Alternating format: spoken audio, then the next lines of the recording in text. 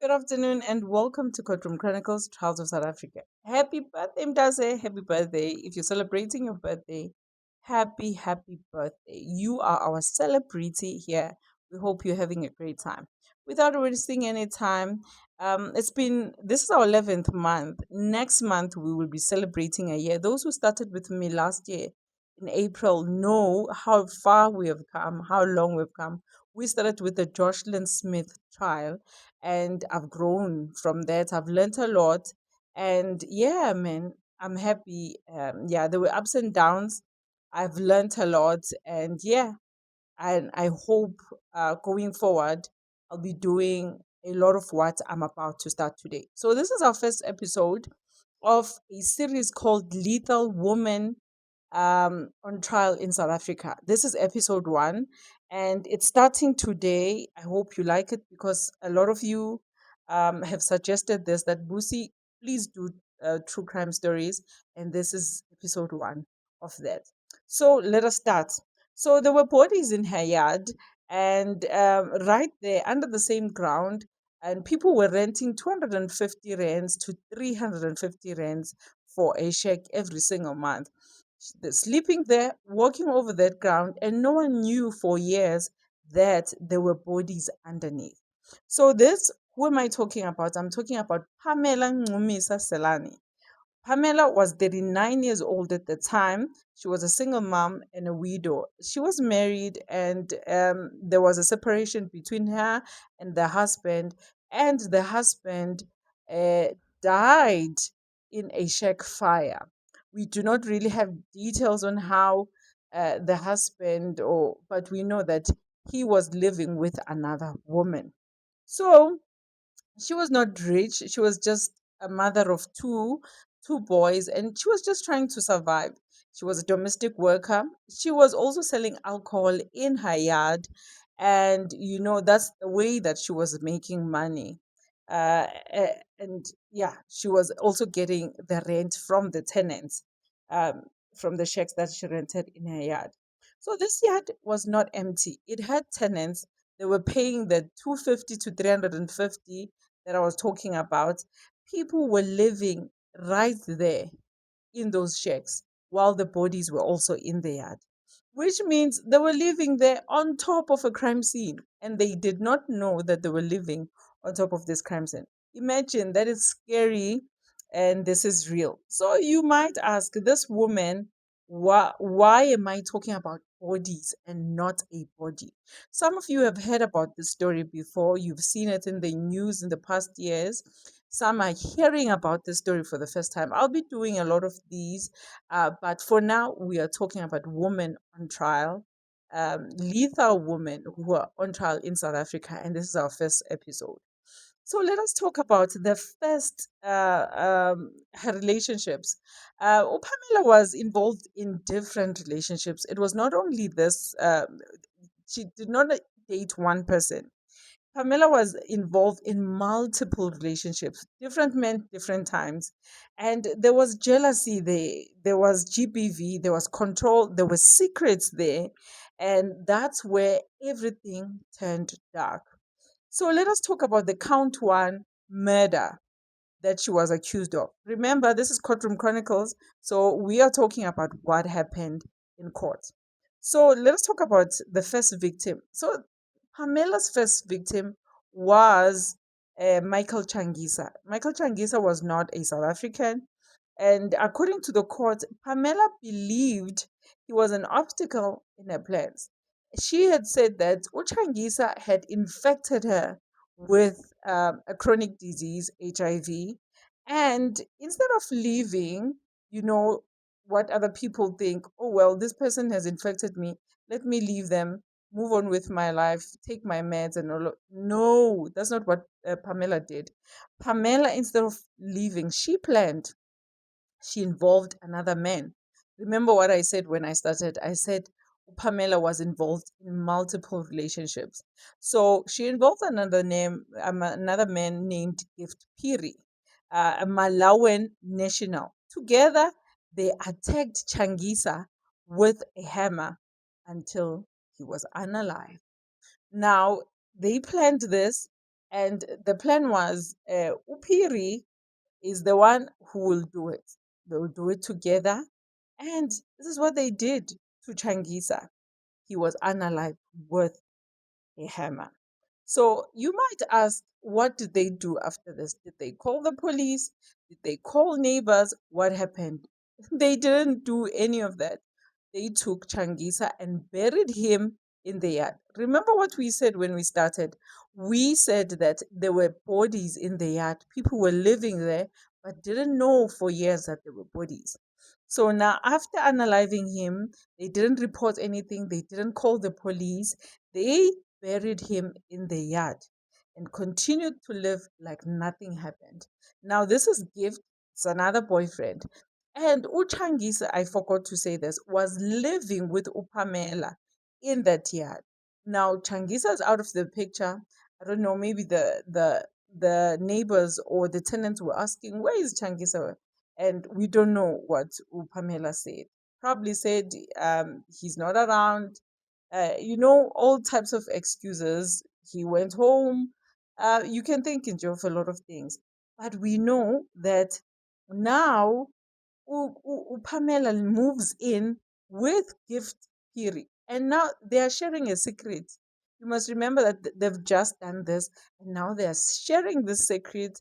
And it's not looking good. I don't know. There's this thing about secrets. You keep them, but somewhere, somehow, someone is going to tell someone, or something, it's going to happen between the people who are carrying the secrets. Because, analyzing someone it's not a little thing. It's not a child's play, It haunts, it does a lot of things. But yeah, that's the first count. So, Uchangisa was unalived and buried in that yard. Now, there's another murder now. This is Pamela, same woman, a different man. The second count of murder is that the victim now, guess who was the victim? Gift Piri, the same guy who helped the unalive the first boyfriend, Michael Changisa. He was a victim now. He was poisoned by Upamela, and then his head was placed inside a container that was filled with water. This was not normal until he died. This was not normal. It's evil, if you ask me. He was also buried in the same yard on top of the other body. Now, here's another thing that is interesting. Michael Changisa was unalived by Pamela and Piri. But the question is, who unalived Gift Piri? It was, wait for it, it's coming. It was Pamela and Hassan. Now, it is said, according to the court transcriptions, it is said that Pamela was being abused by Ugift. Ugift has started being abusive and hitting Upamela. So Upamela, remember, has two boys, and those boys were old enough. The other one was 16, the other one was 14. They were seeing all of this. And the son, now to Pamela, was not happy about that. So they came up with a plan and said, let's unalive this one who gift. And that's how they poisoned him. And not only poisoned him, they placed his head in a container. And that's how he lost his life. So now there's another one. Just when you think we are done, no, Pamela is not done. Just when you think there's only more Rosemary Ndlovu in South Africa, no, there are other women, stories that we don't know. And I believe after this first episode, there will be more. So now there was another murder now. We have spoken about two. Michael Changisa was unalived by the Pamela and the then boyfriend.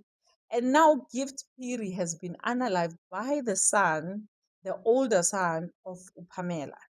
And they buried Gift on top of Michael Tangisa's body. Same yard where people are coming in and going out, drinking alcohol because alcohol is sold in this yard and there are tenants that live in this yard. Maybe your question would be right now, when they were digging these bodies, where were people? probably sleeping at night. You know, where there's a will, there's a way. So that is what had happened. Now there was another murder. Just when you think we are done, we are not done. There was another murder. Her own son. Upamela unalived her own son. Now here's where things become even more disturbing. This victim was her own son, Avile Jonga. That was the name of the son who was the firstborn son to Upamela Changiza. According to the court, Avila started demanding money and threatening to expose what she had done. She said, "Listen, I want money." And he was doing drugs. He said, "I want money. If you don't give me this money, I'm going to start talking." And instead of protecting her child, Pamela did what she always does. How does she solve problems? She solves problems by she said, "This one, I will sort him out." So instead of protecting her child, she unalived him using a brick. As a mother, I don't even understand this. And then she buried him. According to the NPA reporting, it says that this boy, because he was used to going out, most going out to doing drugs and coming back, now he also had started being a bit abusive, demanding money. And now the mom would have to take the younger son and run somewhere else. So now this time, after he had gone out to smoke, he came back into the house, locked the house, and fell asleep. Now, what happened was, according to NPA, that uh, the other son, the younger son, the 14-year-old, went inside the house, got a key, and opened up for the mom.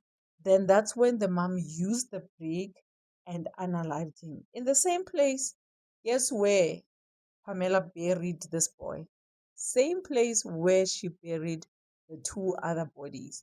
So the first body was Michael Tangiza, the second body was Gift Piri, and the third body was Avile Jonga. Her own flesh and blood. We can see that when it comes to Pamela, she doesn't care who you are. If you are standing in her way or you are disturbing her peace, you will be unalived. So the son was also buried on top of the others.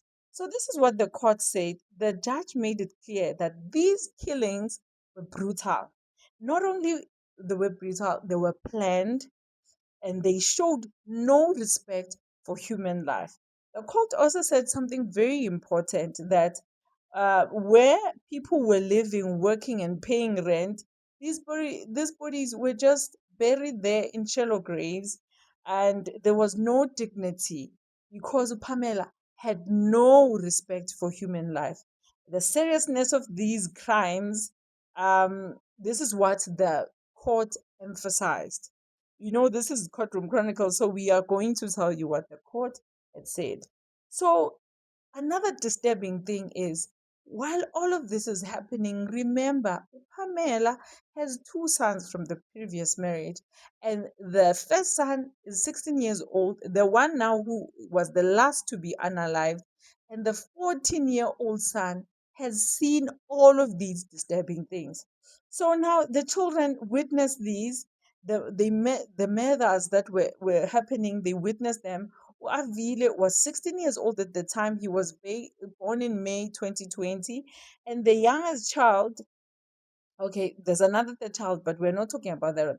The second son was Sitenkosi Tongwa, which was the other younger brother now, who was also present.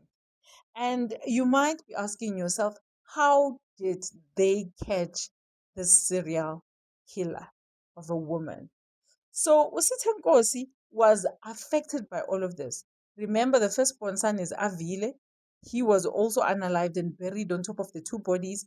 Now, Sitenkosi was affected by all of this, that people believed he was being troubled by spirits. So we believe in different things. Some people would take you to church so that you can be prayed for, but Upamela took Usitenkosi to a Sangoma. And when they got there, Usitenkosi started singing. He didn't hold anything back, and that's how the truth came out. So if Usitenkosi didn't say anything, if Usitenkosi was not troubled by any spirits, we wouldn't have known about this. Maybe it would have come out in another way. We do not know. But this is how things started to unfold. So in 2020, the remains were finally discovered. Police came, the bodies were exhumed, and the community was in shock. People were angry, so angry that the accused had to ask for police protection. Now, I'm sure you're wondering, what did Sitenkosi say to the Sangoma? Well, when he was there, he started consulting, and the Sangoma asked, "What is going on?" And now he started talking that this is what has been happening. This is what happened. This is where things happened in the yard where the bodies are there. And this Sangoma pretended as if he's going to get another Sangoma to come and consult. And they told authorities, and authorities came. They did not only now call the police, well, the community as well came now to come and see. And when the police were there digging, they found three bodies laying on top of each other. You know, she didn't even hide one there, the other there. She buried these bodies on top of each other. And I'm asking myself, that's a lot to carry as a human being. That's a lot to carry as a woman. And I'm asking myself what was happening in her mind. As you can see, Pamela looks nonchalant. You know, you wouldn't even dare think she would do something like that. But this is what she had done. And this is one thing that I've realized with people. Until you are a person who watches true crime stories, you will forever be saying people did not do a certain thing. I am telling you, sometimes a kid is found to be guilty of doing a heinous crime. Sometimes an old woman or an old man or a woman, or, you know, we think that it's only men who unalive people, who do evil things, things that you would never think someone would be capable of. But in this case, we can see women are also capable of doing heinous crimes. So you don't look at a person and be like, this one couldn't have done it. When you look at Pamela, you would think that this poor sweet woman, she was a domestic worker. She was selling alcohol. She was just getting grants. And I'm sure all these people that she dated thought she's, this sweetest. You would never think she would be evil to that extent. And obviously, I'm also thinking that Gift was probably living in fear as well. You did this with this woman. You know what this woman is capable of. And you are probably also thinking, what if she does this to me? And look at what happened to Gift. He also became statistic. He was also a victim, as he also victimized Michael Changisa. So here's the question now. Let's see. Now, well, when they were doing mitigation, Pamela told the court that she didn't do it. She blamed other people, even her own child. She said, "It pains me to be convicted of killing people I did not kill." So we can see that there's no remorse with this woman. We can see, and also this is what the court saw. The judge, Judge Masopa, also said that he saw no remorse from Pamela. And the final decision was that when the sentencing came now, Pamela, for count one, she got life imprisonment for unaliving Michael Changisa. Count two, she got life imprisonment again for unaliving Gift Piri, and life imprisonment for count three for unaliving Avile Jongwa. So the count four was her defeating the ends of justice, all these things that she did, and she got 5 years for that. The judge even said she is not suitable for, she's not a suitable candidate for rehabilitation. You know, when you're beyond rehabilitation, you're a problem. Let me tell you something. You are a problem that the judge sees that you are beyond. Well, we know that prisons are places where people are being rehabilitated. They go to school, they become better people. Some will do even law. We know, and this is what people are complaining about. But it's part of rehabilitation, and the judge said she is not a suitable candidate for that. So this is where we come to the ending of our story. At 39 years old, she will spend the rest of her life in prison. Actually, this is a case that she was sentenced 2024. These things happened from um, 2019, 2016 to, yeah, there. I'm sorry, I'm not sure about that. But then the discovery was made in 2020. So she will spend the rest of her life in prison. And the most terrifying part that all of this was happening in a place that looked normal. There are so many standalone houses.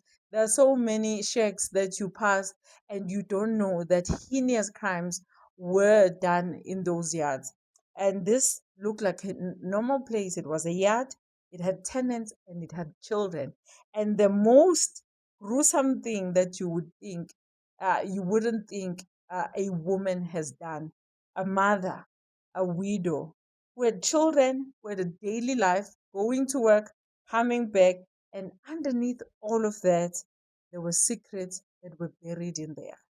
And that's where we come to the end of our story for today, episode 1. I hope you enjoyed it. And until next time, God bless you. Ciao.